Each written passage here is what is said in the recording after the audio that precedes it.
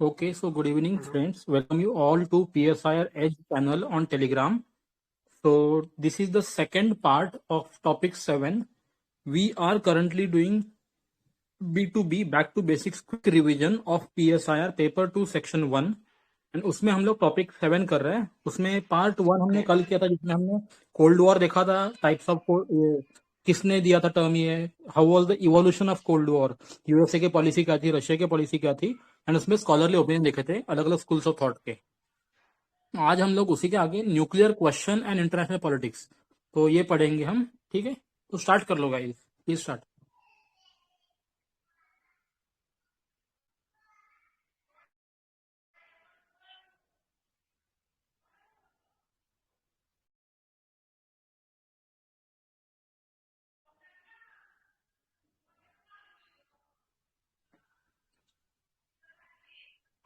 Sir, continue करो. हाँ. Okay. The nuclear question in international politics. Now I am become the death and the destroyer of the world. Uh, Oppenheimer, who is regarded as the father of the nuclear bomb, cited the verse from the Gita when witnessed the nuclear explosion. According to the Professor Ramesh Thakur, when the nuclear war starts, there will be no difference between the jihadi and the fasadi. Gorbachev was right when he held that a nuclear weapon are not to be used. Radiation, nuclear cloud, nuclear winter, nuclear famine, and genetic disorder for generation together.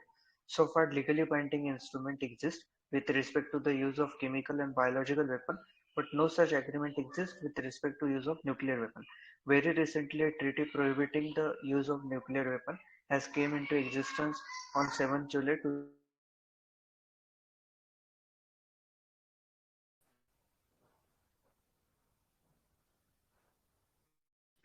Hence, the treaty is called as गोलार sir, more of आपका the voice break aspect. हो गया था, फिर से पढ़ लीजिएगा एक दो line.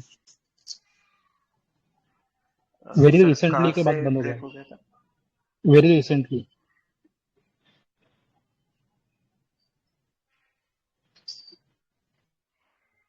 Low.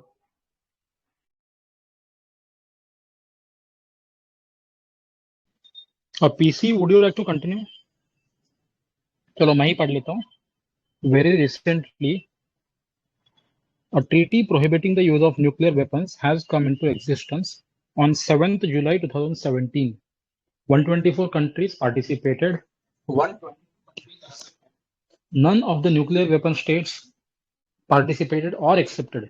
Hence, the treaty is called as more of an aspirational document. Am I audible, guys? मेरा आवाज आ रहा है clearly?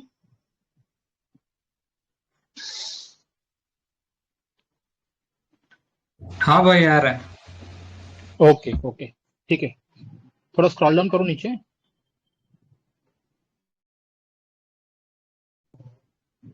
Nuclear puzzle. तो इसमें पहला टॉपिक है कि why nations acquire nuclear weapons. तो सबसे मेन काम इसका ऑब्वियसली डेटरेंस है. That is to use in war to assert their power status. It is used as a bargaining tool to gain diplomatic edge as a method of prestige. तो deterrence, power status, bargaining tool, diplomatic edge and prestige. And इसके अगर example देखने हो, Iran and north Korea अभी तक बचे हुए हैं because they are having nuclear weapon. Specially North Korea का बोल सकते हैं ना. एंड इसका काउंटर एग्जांपल देख लो, यूक्रेन है, जिन्होंने न्यूक्लियर वेपन थे उनके पास, but with the treaty with Russia and UK and USA तो इन्होंने दे दिए वो, है ना. तो why nations relinquish nuclear weapons, इस पे रियलिस्ट पर्सपेक्टिव है. For realist, security is the prime goal and nations relinquish only when they get extended deterrence. Example, India did not acquire nuclear weapons till it had security umbrella of USSR. It shows that to avoid nuclear proliferation, nuclear weapon states should be providing security umbrella. Thus, realists rely on deterrence. Realist approach can be seen in the views of Winston Churchill. Churchill in 1955 held that safety will be the sturdy child of terror and survival the twin brother of annihilation. I'll repeat again.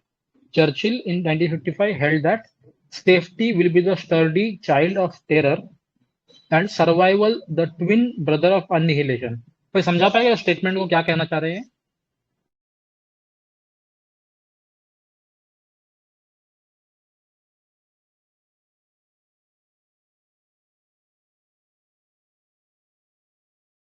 Anyone who can try to explain this? मुझे पहला part समझ में आ रहा है खाली कि safety will be the study child of terror, मतलब nuclear deterrence से जो टेरर होगा उसी से सेफ्टी जनरेट होगा, मतलब safety will be child of nuclear terror, ये पहला पार्ट कह रहा है, और सेकंड पार्ट नहीं समझ पा रहा हूँ मैं। Okay, thank you.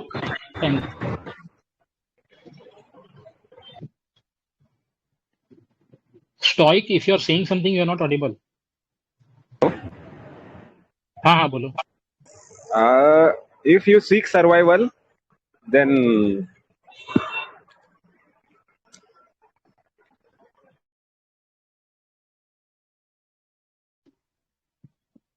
Voice break हो रहा है यार आपका. ठीक है, आगे चलते हैं.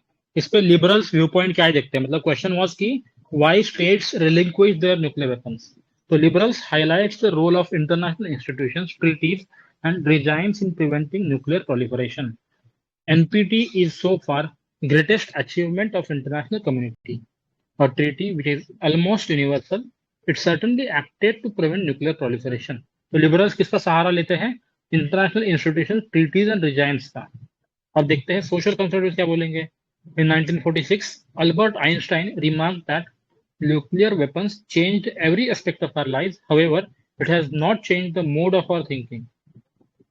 Since we have not changed our mode of thinking, we will continue to drift towards unparalleled catastrophe. ठीक है, तो आइंस्टाइन के व्यूज दिए हैं. Einstein statements provided a source of inspiration for the डिसआर्मामेंट movements and social constructivist. इसमें scholar का नाम याद रखो, नीना टननवल्ड, यानी NINATANNENWALD. She has analyzed the role of norms, taboos towards nuclear non-proliferation. Taboos can be understood as a cultural prohibition. According to her, since USA used nuclear weapons on Japan, the world public opinion has gone against the use of nuclear weapons. It is the world public opinion, the new cultural norms, which have prevented USA to use nuclear weapon again. USA continued 20-year war even at the cost of its hegemony. This shows norms and values do not have a role in international politics. मतलब इससे example देना हो तो Vietnam का पकड़ लो या फिर अफगानिस्तान वार पकड़ लो. दोनों में वो हार के वापस चले गए, but still they did not use nuclear weapons. तो Nina Tannenwald has been involved in formulation of recent treaty on prohibition of nuclear weapons. TNPW बोलते हैं ना इसको, Treaty on Prohibition of Nuclear Weapons.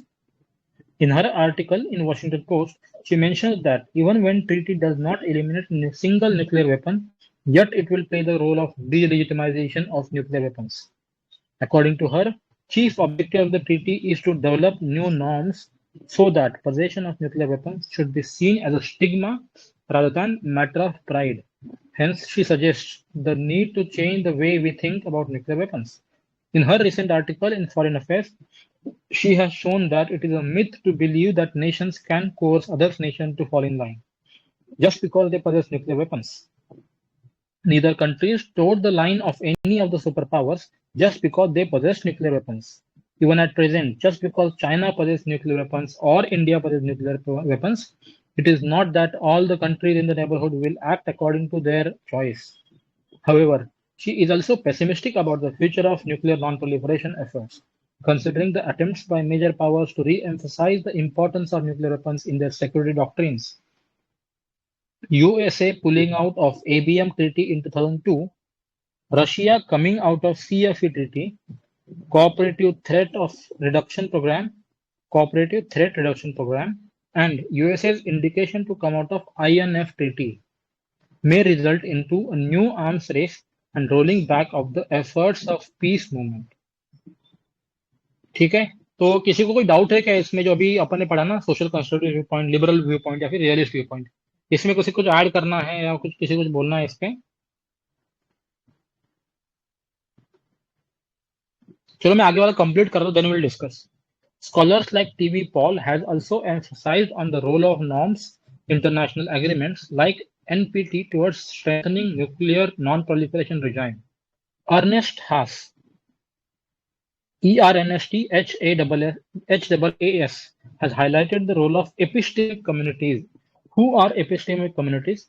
In his article, Knowledge, Power and International Community, he defines epistemic community as network of professionals with expertise in particular domain. They form a community because they share norms. Epistemic communities could create pressure on policy-making institutions and help in the evolution of security policies, reducing the role of nuclear weapons. ICANN is an example of epistemic community which has played instrumental role in the Treaty of Prohibition of Nuclear Weapons.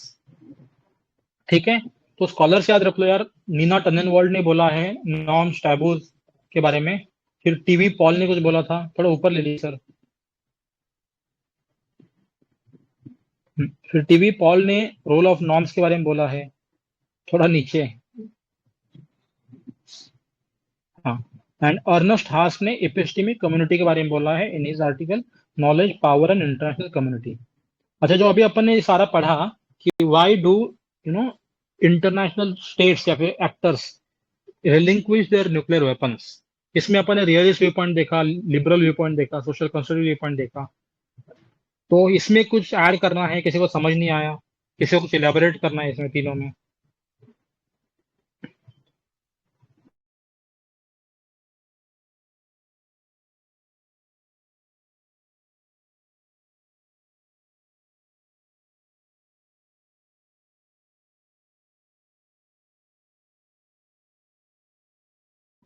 क्या क्या समझा आप लोग को, मतलब what all did you understand? इसमें take Awez क्या थे, की टेक अवेज बोल दो सब लोग, एक एक one one point each.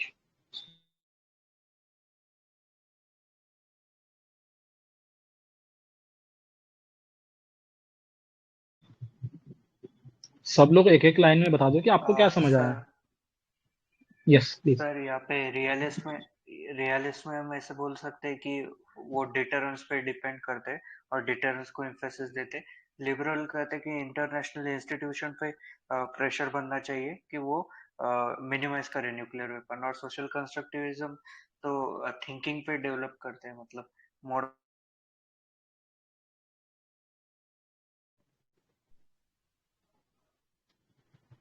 Correct sir. बाकी लोग ऐड करना चाहेंगे या कुछ बताना चाहेंगे, क्या समझ आया आपको? Israel, stoic, Umesh, creature, Ajay, Bentham, puttu puttu.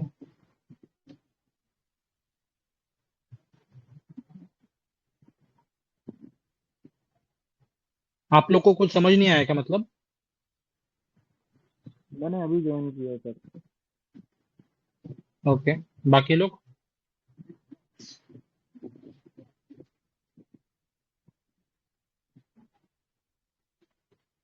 सत्यम sir, Bentham sir, Puttu Puttu, Ajay. हाँ भाई, समझ गया भाई। कोई मतलब एडिशन के लिए कुछ पॉइंट नहीं है, बट समझ गया। ठीक है, आगे ले लो फिर।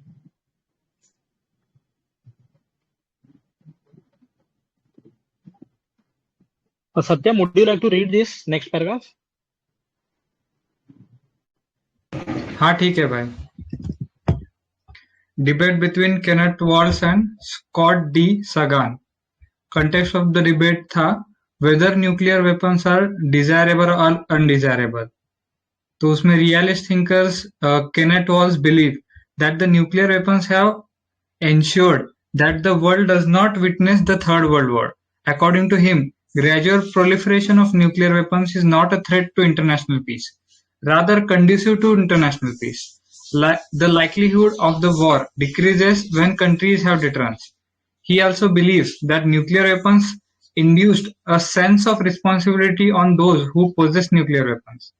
Mearsheimer also supports nuclear proliferation. However, he supports selective proliferation. There is no harm if mature democracies possess nuclear weapons, but there can be threat if countries of third world possess nuclear weapons.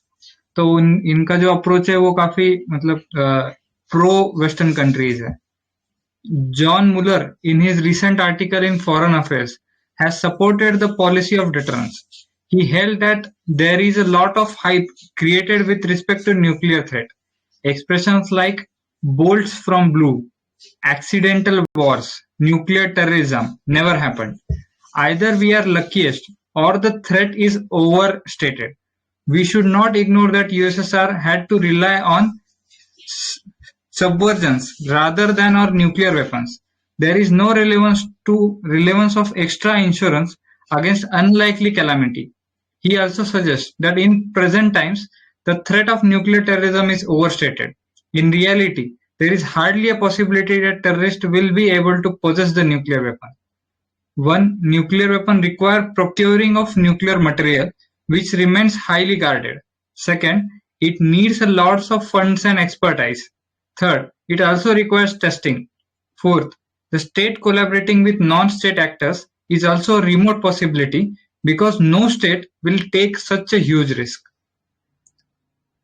ठीक है, तो John मुलर ने discard कर दिया पूरा ही nuclear weapons को कि nuclear weapons as a threat, ये आइडिया को. Nina तननवाल्ड warns against the complacency.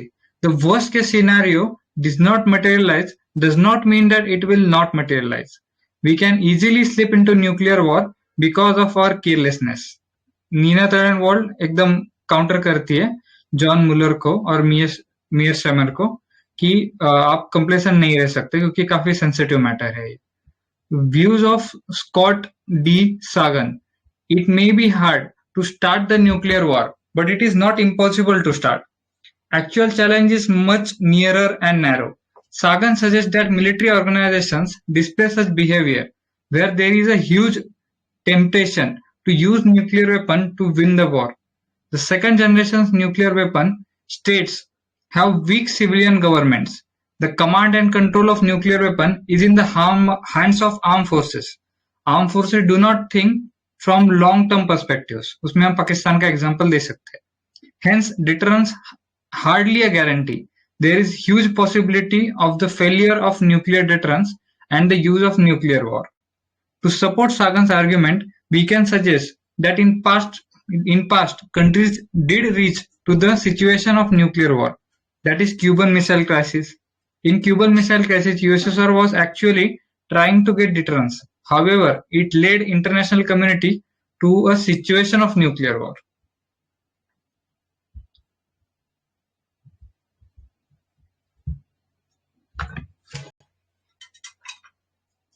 तो हो गया, I think.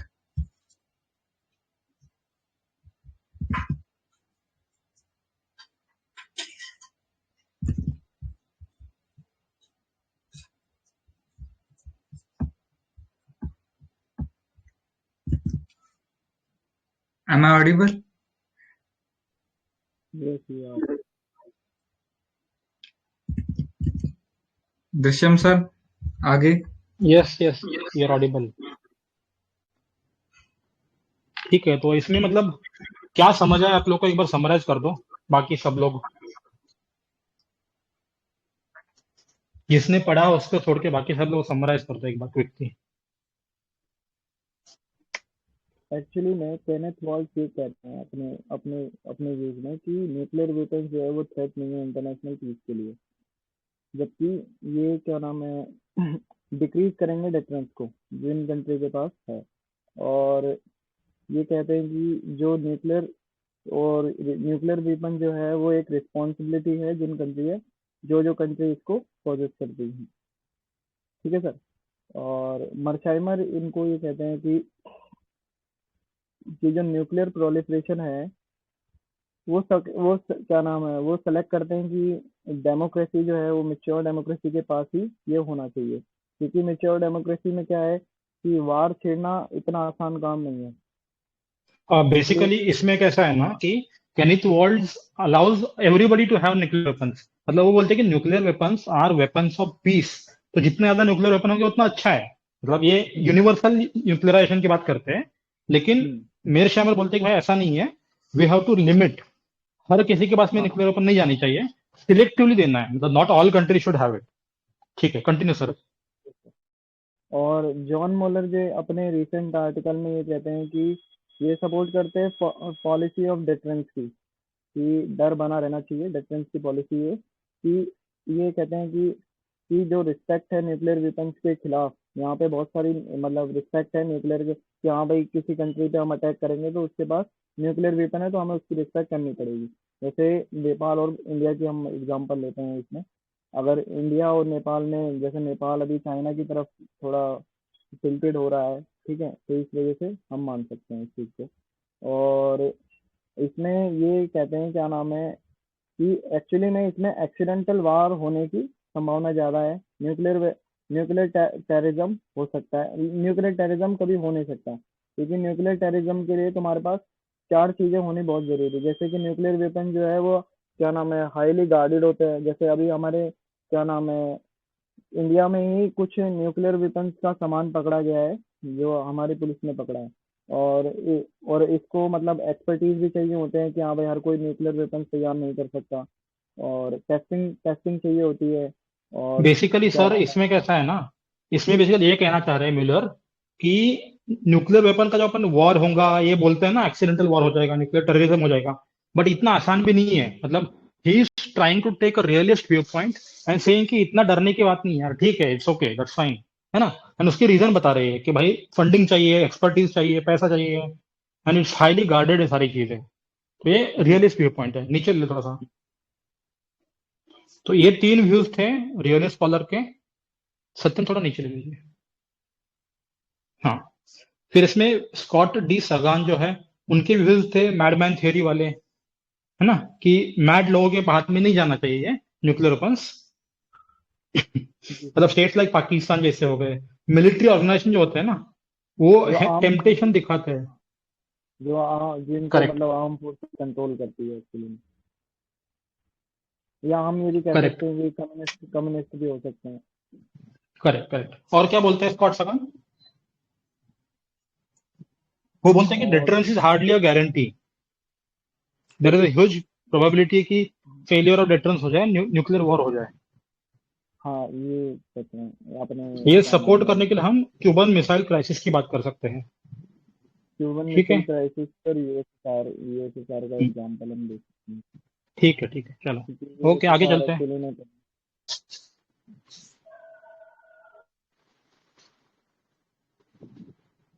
Satyam sir back आके एक नेक्स्ट आर्टिकल देख लीजिए कौन सा है।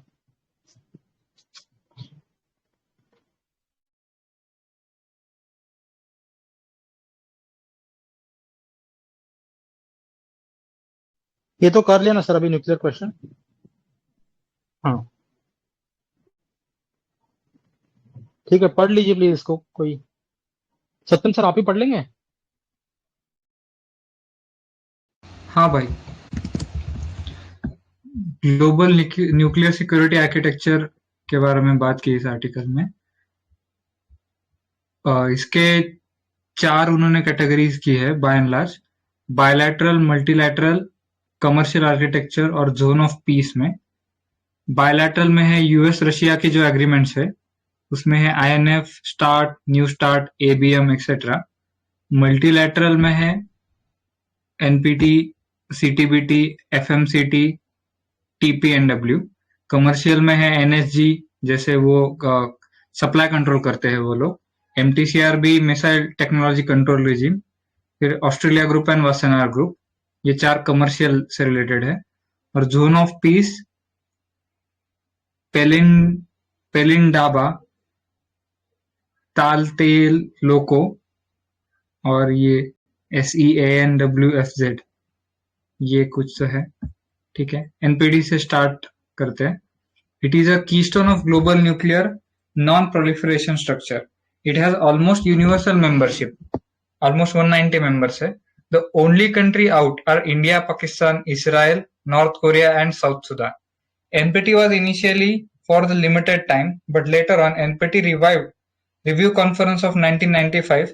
It has been extended permanently. What is the implication for India? If India has to join, it has to join under present framework. It will not be revived for India. NPT is criticized by discriminant lobby for 2 reasons. First, there is no fixed time to achieve nuclear disarmament. Second, NPT only delegitimize proliferation. It does not delegitimize the possession of nuclear weapons. The new Treaty on Prohibition of Nuclear Weapons 2017 can be seen as an attempt to delegitimize the possession of nuclear weapons. NPT is not seen as a genuine attempt to achieve nuclear weapon-free world. It allows the use of nuclear energy for peaceful purposes. According to the critics, NPT is a compromise to fulfill the interest of the nuclear industry. According to the critics, nuclear technology is a dual-use technology. If country gets the technology of enrichment of uranium for medical purposes, there is no way to assume that it will not result into country acquiring the capability of enrichment for making weapons. Until and unless nuclear commerce is completely prohibited, we cannot achieve a genuine disarmament. Example, they accuse India, Iran and North Korea. India learning the nuclear technology as a part of peaceful use but utilize it to develop nuclear weapons. The example of Iran and North Korea. Iran continues to be a member of NPT. Still, Iran has diverted the material and technology for developing weapons. North Korea joined NPT, developed nuclear know-how as a part of peaceful use of nuclear energy, allowed for NPT members. Once it becomes fully equipped, it has utilized the provisions of the treaty, under which a country has to give 3 months notice to come out of the agreement.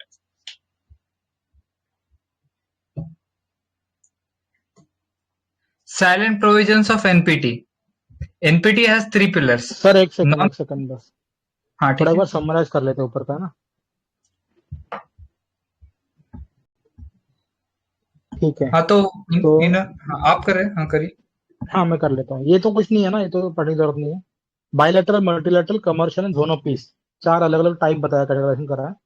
फिर NPT keystone treaty है, तो universal membership है, almost 190 members है। Exception इसमें याद रखो, India, Pakistan, Israel, north Korea, south Sudan. फिर initially कम लोग थे इसमें, फिर एक छोड़ो इसको, इस काम का नहीं लग रहा है ये। फिर इसमें no fix time to achieve nuclear disarmament, ये क्रिटिसिज्म है इसका, कोई फिक्स टाइम नहीं दिया गया है। And NPT only delegitimises proliferation, it does not delegitimise the possession of nuclear weapon, ठीक है। तो सिर्फ प्रोलिफरेशन की बात कर रहे हैं, जिनके पास एग्जिस्टिंग है उनके बारे में कुछ नहीं बोल रहा है ये। नीचे आ जाओ थोड़ा सा, और क्या है इसमें, ठीक है, हाँ कंटिन्यू कर लो। अच्छा एक काम कर लो यार, अभी एक काम करते हैं, अभी यहाँ पे कौन कौन है बताओ जरा, एक बार हाय बोल दो आप लोग। आप लोग में से किसी एक को भी समराइज करना होगा नेक्स्ट आर्टिकल जो भी होगा, तो कौन कौन है बता दो बस एक बार। सर उमेश है, मैं समराइज करूंगा सर अगला जो भी अभी होगा। ठीक है, ये वाला अगला आप समराइज कर दो, अच्छे से सुनना। ठीक है सर, चलो आगे। सत्यम प्लीज कंटिन्यू। हाँ, silent provisions of NPT. NPT has 3 pillars. First, non-proliferation. Second, peaceful use. And third, disarmament. First, non-proliferation. NPT divides the countries into 2 groups, nuclear weapon states and non-nuclear weapon states. There was a bargains with non-nuclear weapon states that if they give up acquiring nuclear weapon in exchange, they will get full nuclear cooperation, full civil nuclear cooperation. Which states are nuclear weapon states? The state which had tested their nuclear device before 1968. 1968 उनका cut off date है। Coincidentally P5 countries, जो P5 है UNSC में। Rest of the states are non-nuclear weapon states. Thus, non-nuclear weapon states are not allowed to possess nuclear weapons. Hence, NPT prevents horizontal proliferation. However, treaty does not prevent vertical proliferation. This is the main argument of India to stay away from the treaty. According to the government of India, it creates the world of nuclear haves and have-nots. It is inherently discriminatory in nature. Horizontal मतलब multiple nation के पास, and vertical मतलब एक ही nation कितने level तक acquire कर सकता है और कितने नंबर ऑफ आर्सेनल्स डेवलप कर सकता है, वो वर्टिकल में आएगा। और वर्टिकल में कोई लिमिट नहीं है इसकी एनपीटी में। Analysis of India stand impractical, idealistic, and to some extent illogical. USA's approach, pragmatic. It was the only practical way to start nuclear disarmament. First, we have to check the number of countries acquiring nuclear weapons. More number of countries will make it more difficult to arrive at consensus. Considering the state of animosity, it was impractical to accept that USA and Russia will agree to eliminate nuclear weapons. To handle vertical proliferation, the only practical approach was to encourage countries to go for bilateral agreements and gradual arms control. Example, USA and Russia entered into series of agreements like SALT Treaty, ABM Treaty, IMF Treaty. Peaceful use. Role of IAEA, International Atomic Energy Agency. IAEA will act as a watchdog. It will ensure that the countries do not divert the nuclear material for weapon purposes. Member countries of NPT were supposed to sign the Comprehensive Protocol Agreement with IAEA. Analysis. It is also the weakest feature of the treaty because IAEA could not prevent or check the diversion of materials by Iran and North Korea for weapon purposes. Why? उसके reasons क्या है, क्यों नहीं वो control कर पाया? तो lack of resources hamper the capacity और expertise of IEA. Second reason है lack of cooperation by the member countries. Third, nuclear weapons states P5 ignore the actions for geopolitical purposes. वो इग्नोर कर देते हैं उनके अलाइज के जो भी न्यूक्लियर वेपन प्रोग्राम्स होते हैं. और फोर्थ रीजन है China itself supported the nuclear programme of North Korea, Pakistan and Iran. China ने उनको हेल्प की थी. डिसआर्मामेंट, थर्ड जो प्रोविजन है एनपीटी का. Disarmament is the weakest pillar because it does not prescribe a fixed time to achieve the goal of disarmament. India finds TT discriminatory, lack of clarity with respect to disarmament. Should India have joined? Yes, India should have joined the treaty. India could have procured the technology which could have helped India to reach the third state of its nuclear program from commercially viable perspective. Treaty allowed countries to come out giving 3 months notice. If India had joined NPT, it would have been difficult for Pakistan not to join NPT. If Pakistan joined NPT but still violated NPT norms, India could have pushed international community to impose sanction against Pakistan. India also had an option to come out and make it its own nuclear weapons. Should India join now? No. Now it is not required. India will not agree to dismantle the nuclear weapons and NPT will not change for India. India would be willing to join as a nuclear weapon state. However, it will set the wrong precedents for other countries. It will destroy the structure of NPT itself. After the civil agreement with USA, there is not much need for India to join NPT as USA has committed for full civil nuclear commerce with India. USA has also promised to include India in all commercial regimes. India at present only out of NSG. India can utilize its membership in MTCR from where China is absent and China is willing to be a member to bargain with China. Summarise कर दीजिए. थोड़ा ऊपर ले लीजिए sir. कहाँ से start है sir? वो 3 पार्ट में 3 फीचर है एनपीटी के: non proliferation, peaceful use and डिसआर्मामेंट. Non proliferation में तो मतलब इसे 2 वर्टिकल में इन्होंने तोड़ा है. एक तो वर्टिकल जैसे आपने बताया सर कि वर्टिकल और हॉरिजॉन्टल. वर्टिकल मींस एक पर्टिकुलर कंट्री के पास कितने न्यूक्लियर. हॉरिजॉन्टल मींस अलग अलग कंट्रीज के पास कैसे मतलब कौन कौन वेपन होल्ड करता है. तो इसमें इन्होंने कहा कि प्रोलिफरेट करने से रोका, मतलब बैन लगाया प्रोलिफरेशन पे. बट वो वही डिस्क्रिमिनेटरी नेचर में है कि जिसके पास जो होल्ड करता है वो मतलब आगे वेपन बना सकता है. इसके लिए इन्होंने एग्जांपल कोट किया यूएस और रशिया का कि उन्होंने बहुत सारी मतलब एग्रीमेंट किए हैं SALT, ABM, लेकिन उसके बाद स्टिल मतलब जो कंक्लूजन है वो शायद से मैं लैग कर रहा हूँ कहीं थोड़ी सी. कोई बात नहीं, कंटिन्यू बाकी कीजिए। लोग बता दो। उसके बाद है पीसफुल यूज। बाकी तो बताओ, और कुछ है इसमें? पीसफुल यूज और डिसआर्मामेंट में सर ये सेल्फ बहुत बहुत मतलब कंसाइज लिखा हुआ है कि आईएईए एजेंसी है, वॉचडॉग मतलब काम करती है। ये पीसफुल यूज के लिए मतलब न्यूक्लियर का पीसफुल यूज कैसे किया जाए उस पे वॉचडॉग का काम करते हुए स्टिल इसके बहुत सारे मतलब ये मतलब रिसोर्स इसके पास कम है और मतलब उतना प्रोफेशनली काम नहीं कर पाती है। उसके बाद डिसआर्मामेंट है, ये भी एनपीटी का एक पार्ट है। इसमें है कि ये इसके कुछ इसमें इंडिया अगर पहले ज्वाइन इसमें मतलब एनालिसिस ये है कि अगर इंडिया पहले ज्वाइन करता तो ये पाकिस्तान को पुश कर सकता था कि पाकिस्तान मतलब बाकी कंट्रीज को कि पाकिस्तान भी मतलब अपना न्यूक्लियर वेपन ना बना पाता और उसके ऊपर बहुत सारे सैंक्शन लग जाते। लेकिन अब हमें एनपीटी ज्वाइन करने से कोई फायदा नहीं है।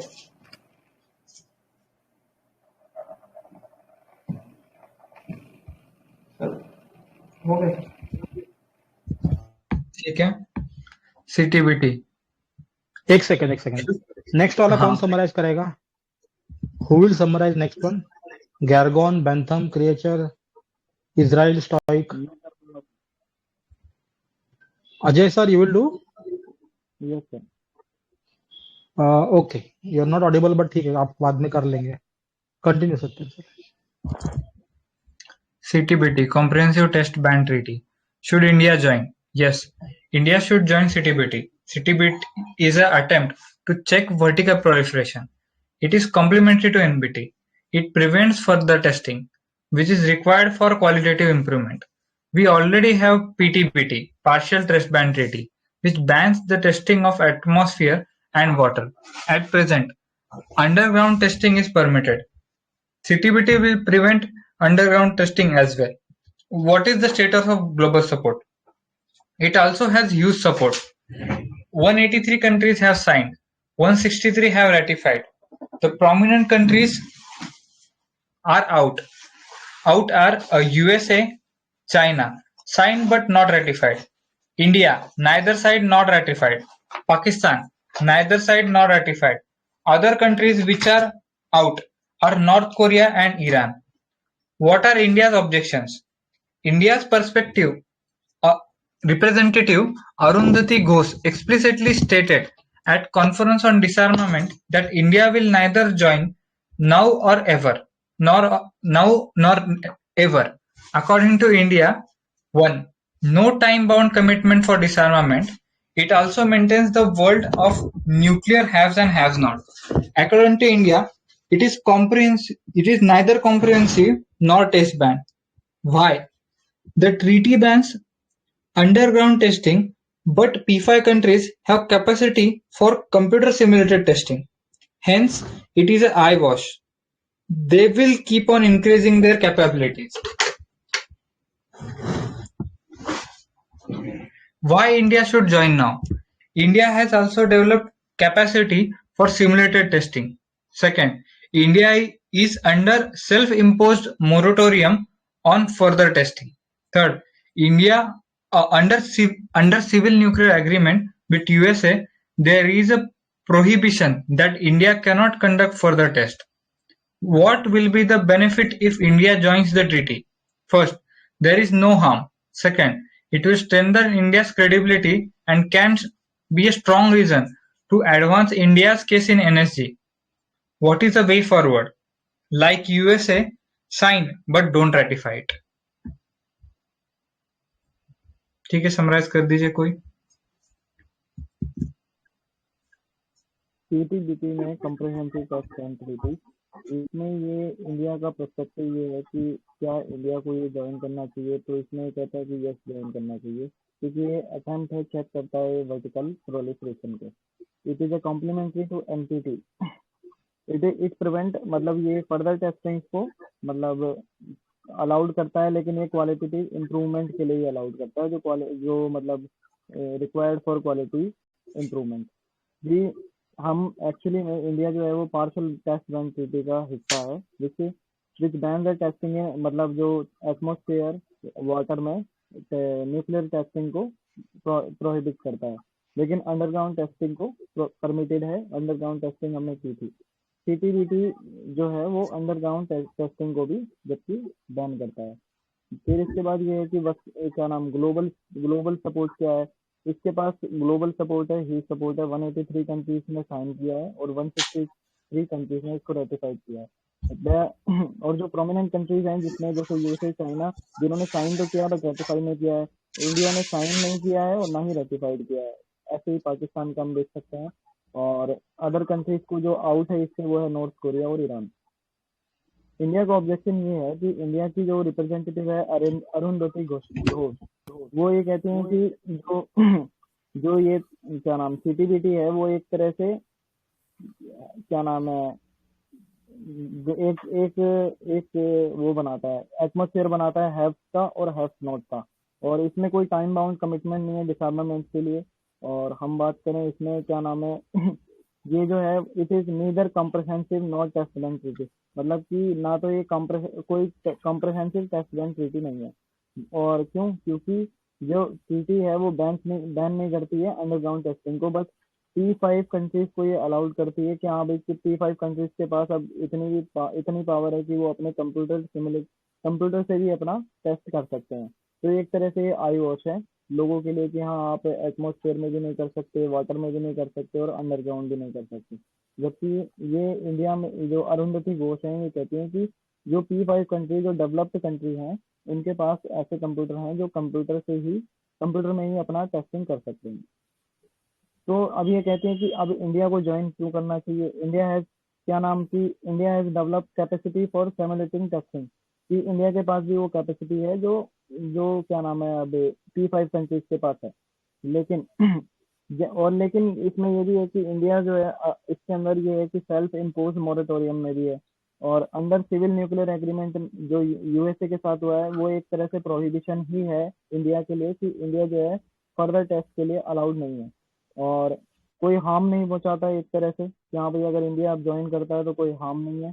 और ये एक तरह से स्ट्रेंथन करेगा इंडिया की क्रेडिबिलिटी को और स्ट्रॉन्ग करेगा। और रीजन भी है, एक स्ट्रॉन्ग रीजन है कि जो इंडिया का जो केस है एनएसजी में, तो इंडिया का जो एनएसजी में केस है, जैसे कि अब इसमें व्हाट इज वे फॉरवर्ड, ये कहते हैं कि हम यूएसए की तरह इसमें कर सकते हैं कि जैसे साइन कर सकते हैं बट हम रेटिफाई नहीं करेंगे। Okay, thank you Ajay sir, it was very nicely summarised. Thank you. ठीक है, आगे चलते हैं, थोड़ा नीचे ले लीजिए सत्यम सर। ठीक है, fissile material cut off treaty and India. मैं पढ़ लेता हूँ इसको, फिर बाद में कोई और समराइज कर देना। ठीक है, स्टोइक, क्रिएचर, गैरगॉन, इजराइल, आप लोग को अभी समराइज करना है, प्लीज ध्यान से सुन लीजिएगा। Fissile weapon grade material, highly enriched uranium and plutonium. ठीक है, तो फिसाइल का मतलब होता है कि weapon grade material, and HEU एक टर्म याद रखो, highly enriched uranium and plutonium. ठीक है, नेचर ऑफ ट्रीटी क्या है FMCT का? It can be treated as a disarmament treaty as it will prohibit the production of fissile material और weapon grade material. ठीक है, India is under obligation to sign FMCT under Civil Nuclear Agreement with India USA. India is working with USA for the conclusion of the treaty. Negotiations are going on since 1950s. The present format of negotiations is under Shannon's mandate. As per the mandate, treaty will come into existence only with the consensus. At present, Pakistan has used veto. Pakistan wants the destruction of existing stockpiles besides future. India and USA favor only future production and not existing. According to Pakistan, without including the already accumulated stockpile, treaty will not serve its purpose. Pakistan is fearful that India has more stock. At present, Pakistan is fast developing its nuclear stockpile to gain parity with India before treaty comes into existence. There is also a disagreement between India and USA. USA does not favor international verification, it favors only domestic verification. USA does not agree for including certain materials like americium in the prohibited list because directly it is not a fissile material, but when added, it acts as a catalyst and enhances the potential. ठीक है, थोड़ा नीचे ले लीजिए, और कुछ है क्या? खत्म हो गया? ठीक है, एक बार कोई एक समराइज कर दो इसको एफएमसीटी को। Israel stoic creature Gorgon. Gorgon sir, आप करेंगे इसको समराइज?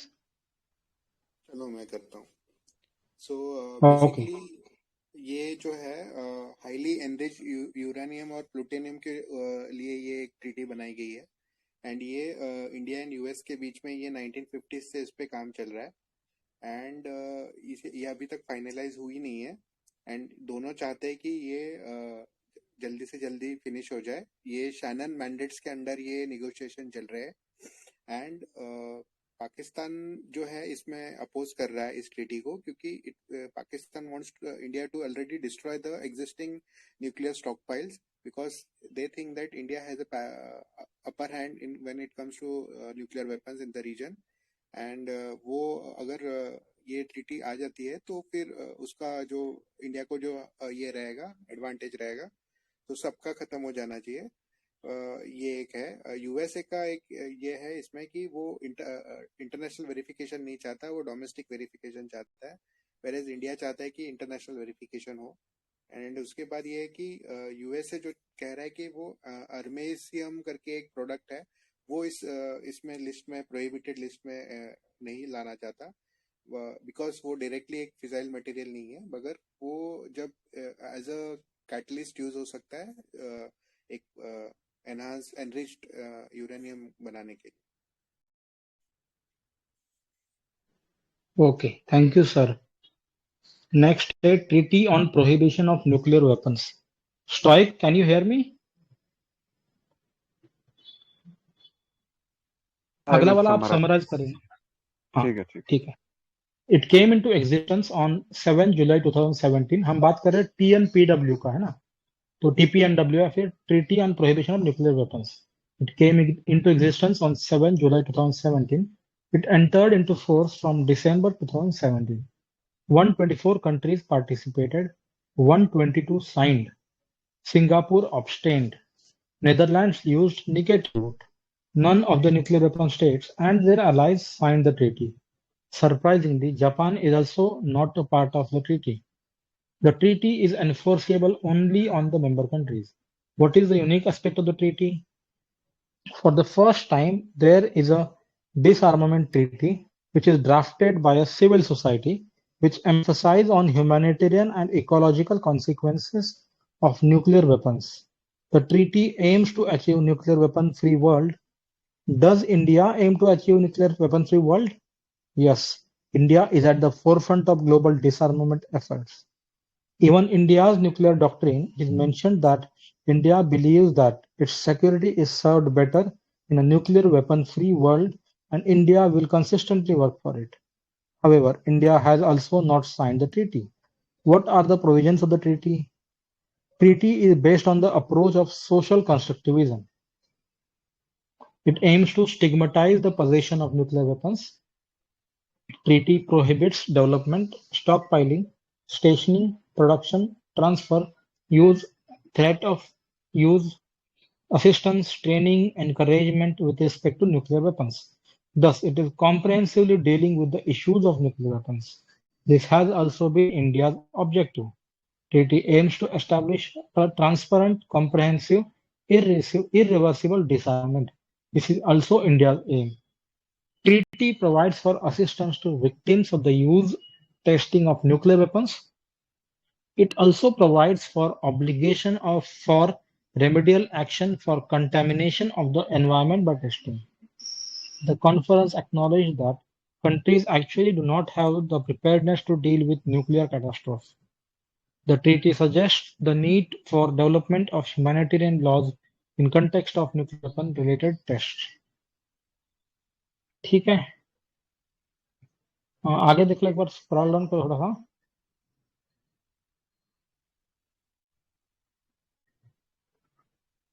ठीक है, बस लिमिटेशन कर लेते हैं, फिर आगे देखते हैं अपन। ठीक है, तो ट्रीटी का लिमिटेशन क्या क्या है?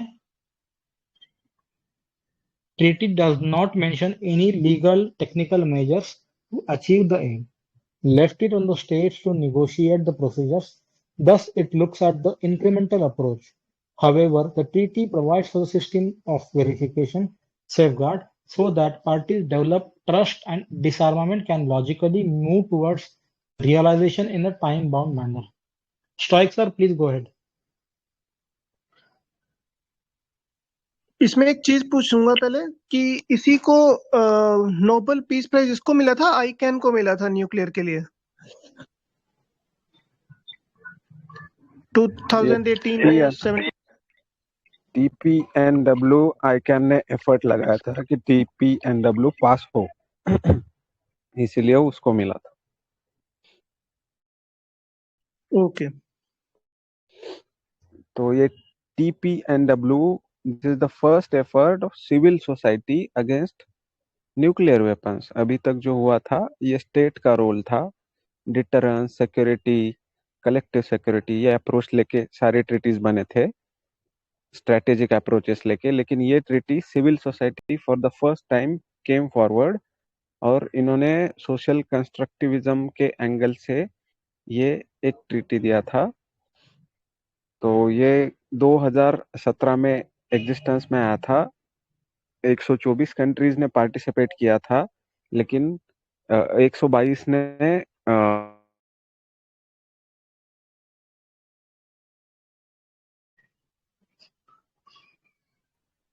Not Audible. हेलो, या यू आर ऑडिबल। तो कट कहाँ से हुआ था? मैं शुरू स्टार्ट से करूं क्या फिर से? प्लीज। In 2017, 122 countries signed.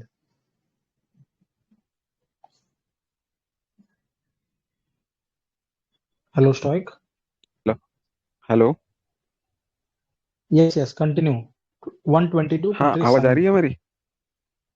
या you are Yes, sir. Audible now. हाँ, civil society emphasize on humanitarian and ecological consequences. This is first time. अभी तक जो अप्रोचेस थे वो सिक्योरिटी और deterrence, strategic gains, regional security के कॉन्टेक्स्ट में थे। तो ये पहला ट्रीटी जो था जो humanitarian and ecological consequences of nuclear weapons के बारे में बोलता है। This treaty envisions nuclear weapon free world. So India बोलता है कि हमारा भी एम यही है, और India is a forefront of global डिसआर्मामेंट efforts. So India का न्यूक्लियर डॉक्ट्रिन भी यही मेंशन करता है कि इंडिया के security nuclear weapon free world में ही बेटर वर्क करेगी, और India consistently nuclear free world के लिए काम करेगा। तो ट्रीटी के प्रोविजन क्या है कि ये सोशल कंस्ट्रक्टिविज्म पे बेस्ड है, ये पोजेशन ऑफ न्यूक्लियर वेपन्स को स्टिग्मेटाइज करना चाहते हैं, ये this is very comprehensive that development, stock piling, stationing, production, transfer, use, even threat of use, assistance, training and encouragement with nuclear weapons, ये सबको बैन करता है and comprehensively deal with issue of nuclear weapons. बाकी के treaties के issue में यह है कि इंडिया डायरेक्टली इनको डिनाई करता है, लेकिन ये treaties, this is the treaty which comes closest to India's nuclear doctrine. Treaty aims to establish transparent, comprehensive, and irreversible disarmament. This is a stated Indian aim according to its nuclear doctrine. Treaty, this is civil liability की बात civil nuclear treaty में होती रहती है, लेकिन this is the first time जो defence nuclear weapons है उसके साथ भी जो विक्टिम टेस्टिंग के है उनको ये असिस्टेंस प्रोवाइड करने की बात करता है, and remedial actions for contamination in the environment by testing. मतलब अगर कई टेस्टिंग साइट्स पे कुछ आसपास के लोगों को हार्म होता है तो उनको भी ये रेमेडियल एक्शन प्रोवाइड करता है। और ये ट्रीटी यह भी बोलता है कि वर्ल्ड के पास ये अभी जो मॉडर्न न्यूक्लियर वेपन्स है उसके कैटास्ट्रोफ को ये डील कर सके। और दिस इज आल्सो कि ये ह्यूमैनिटेरियन लॉज की बात करता है न्यूक्लियर वेपन्स के टेस्ट के बारे में। And what are the limitations of treaty, कोई लीगल टेक्निकल मेजर्स इसमें बताए नहीं गए हैं, इसमें स्टेट पर छोड़ा गया है सब कुछ कि स्टेट प्रोसीजर निगोशिएट करे। So it looks on incremental approach. And second, system of verification ये प्रोवाइड करता है। सेफगार्ड की भी बात करता है ये। So parties develop trust and disarmament can logically move towards realization in time-bound manner.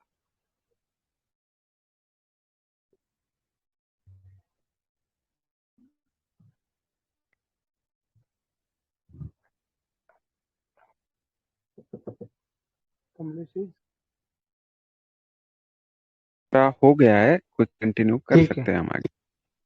हाँ आगे आ जाइए सर, थोड़ा और नीचे ले लीजिए ना। अभी why nuclear weapon states oppose करना है ना। तो अभी ना जितने लोग सुन रहे हैं अभी, आप लोग में से किसी को भी रैंडमली समराइज करने बोल दिया जाएगा, तो प्लीज लिसन अटेंटिवली। ओके, तो why nuclear weapon states opposed? UK, USA and France gave the following reasons. In the current security environment, no such treaty is feasible. It will undermine NPT. Deterrence is the only way to maintain peace. It does not suggest the way to deal with North Korean nuclear crisis. Russia and China have expressed no reasons. तो ये थे USA, UK और France ने reason दिए थे। फिर ministry of external affairs, government of India released official statement on 18 July 2017. India attaches utmost priority to universal, comprehensive, non-discriminatory and verifiable nuclear disarmament. ठीक है, तो इंडिया ने क्या बोला कि हमको universal, comprehensive, non discriminatory, verifiable nuclear disarmament होना चाहिए। India is not a party to the treaty nor under any obligation. India does not recognize the treaty as a part of customary law.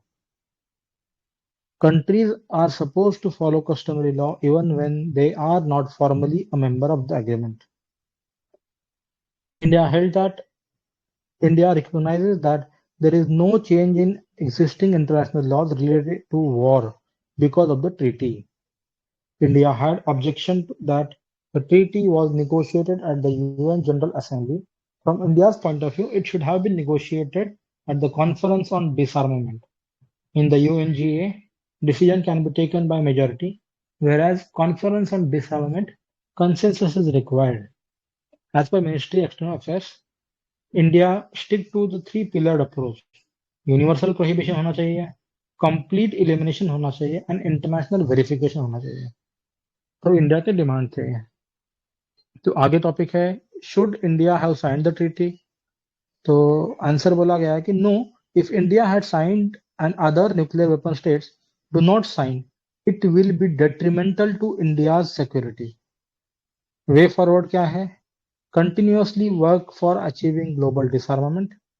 Is treaty relevant when it does not eliminate even a single weapon, since none of the nuclear weapon state is a party?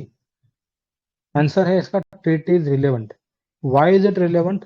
इसमें हम देखेंगे कि views of Neena Tannenwald क्या है। The purpose of treaty is to develop a new culture. Treaty has stigmatized the possession of nuclear weapons. It also makes nuclear weapons illegitimate. It gives message to nuclear weapon states that international community does not approve the possession. NPT only delegitimizes the proliferation but not the possession. ठीक है, तो NPT ने डिलीजिटिमाइज करा है proliferation को, लेकिन possession के बारे में कुछ नहीं बोल रहे हैं। However, this treaty does that. According to her, treaty is path breaking in three ways. For the first time, it is accepted that possession of nuclear weapons is not just a security issue, it is also humanitarian and ecological issue. अपन ने देखा ना, इस treaty में ही लिखा हुआ है, यही main cause of concern है ना, humanitarian ecological issue. Second, democratization of disarmament diplomacy. Third, it will develop new norms and taboos. ठीक है, तो 3 अलग अलग रीजन दिए थे नीना टननवाल्ड ने. थोड़ा ऊपर वाली सर समराइज करते हैं एक बार.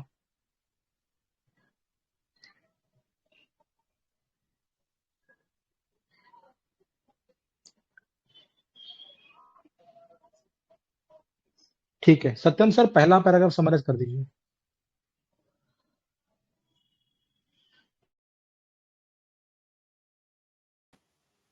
तो उन्होंने बोला है कि why nuclear weapon states oppose.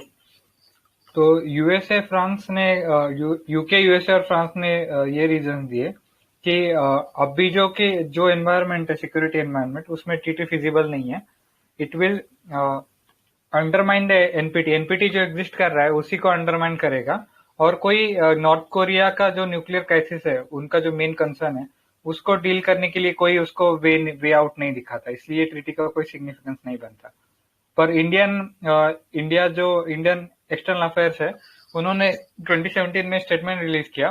उन्होंने इंडियन एक्सटर्नल अफेयर्स का यही पोजीशन है कि इंडिया की प्रायोरिटी है कि जो भी ट्रीटी है वो यूनिवर्सल होनी चाहिए, कंप्रेहेंसिव होनी चाहिए, नॉन डिस्क्रिमिनेटरी होनी चाहिए और वेरीफाइबल होना चाहिए. जो भी न्यूक्लियर डिसआर्मामेंट का प्रोसेस है वो नॉन डिस्क्रिमिनेटरी होना चाहिए. मतलब जो डेवलप्ड कंट्रीज है और डेवलपिंग कंट्रीज है, उन्हीं के किसी के भी फेवर में नहीं होना चाहिए. और इंडिया ने मेजरली 3 पिलर्ड अप्रोच सजेस्ट किया है. यूनिवर्सल प्रोहिबिशन होना चाहिए, कंप्लीट एलिमिनेशन होना चाहिए और इंटरनेशनली वेरीफाइबल भी होना चाहिए वो प्रोसेस. तो नीचे 3 व्यूज है कि should India have sign treaty. तो नहीं बोलते कि इंडिया ने अगर साइन कर लेते और अगर दूसरे जो कंट्रीज है वो नहीं साइन करते तो इंडिया की सिक्योरिटी के लिए काफी डिटरमिनेटर हो जाता. और वे फॉरवर्ड क्या है इसका कि कॉशियसली ग्लोबल डिसआर्मामेंट की तरफ सबने जाना चाहिए कंटिन्यूअसली. और is treaty relevant? It does not eliminate even a single weapon. तो ट्रीटी रिलेवेंट है कि मतलब क्योंकि वे फॉरवर्ड तो यही होना चाहिए, कंटिन्यूअस डिसआर्मामेंट करे सब लोग. तो ट्रीटी तो रिलेवेंट है, बस सबने मिलकर काम करना चाहिए. तो नीना टननवाल्ड के व्यूज है कि ये ट्रीटी का पर्पस न्यू कल्चर डेवलप करना है. ये जो एनपीटी जो थी वो खाली प्रोलिफरेशन को डीलेजिटिमाइज करती थी. तो ये जो ट्रीटी है ये पोजेशन को भी डीलेजिटिमाइज करती है. तो ये 3 रीजंस की वजह से ये पास्ट ब्रेकिंग है.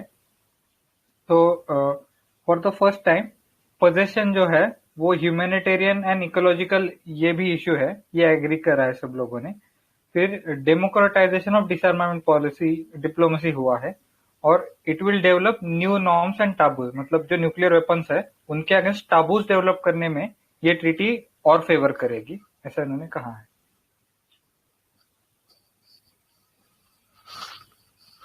हो गया. ठीक है सर, नीचे कुछ नहीं है ना शायद? नहीं, कुछ नहीं. हाँ, थोड़ा वापस आएंगे, एक बार दिखाना इंडेक्स इसका.